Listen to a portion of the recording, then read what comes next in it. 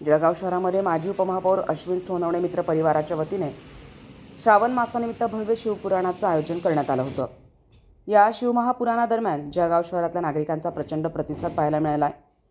कथाकार देवदत्त महाराजांच्या अमृतवाणीतून कथेचं आयोजन करण्यात आलं होतं।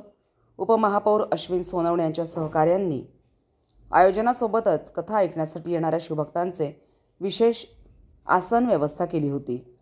शिवमहापुराण कथेच्या शेवटच्या दिवशी भव्य रुद्राक्ष वाटपाचं आयोजन करण्यात आलं होतं। यावेळी हजारो रुद्राक्षांचं वाटप शिवभक्तांना डॉक्टर अश्विन सोनवणे यांच्या माध्यमातून करण्यात आलंय।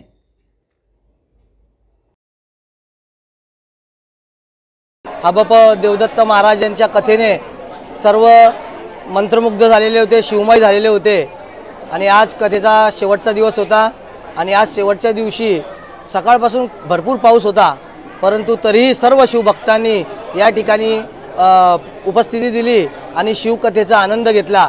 आणि आज या ठिकाणी आपण नेपाळ येथून आणलेले महाशिवरात्रीला सिद्ध केलेले रुद्राक्ष सुद्धा वाटलेले आहे। रुद्राक्ष हे साक्षात महादेवाचा अंश आहे। महादेव ज्यावेळेला ध्यानस्थ बसलेले होते त्यावेळेला त्यांच्या नेत्रातून जल पडलं आणि त्या जलापासून रुद्राक्षाची उत्पत्ती झाली आणि हा रुद्राक्ष साक्षात शिवाचा अंश असल्यामुळे जो या रुद्राक्षाचं धारण करेल त्याला कधीही अकाल मृत्यू येणार नाही असा या महादेवाचा आशीर्वाद आहे। आणि आज सर्व या ठिकाणी सर्व शिवगण भक्तांनी उपस्थिती दिली, काही मान्यवरांनी उपस्थिती दिली, त्याबद्दल मी सर्वांचे आभार मानतो।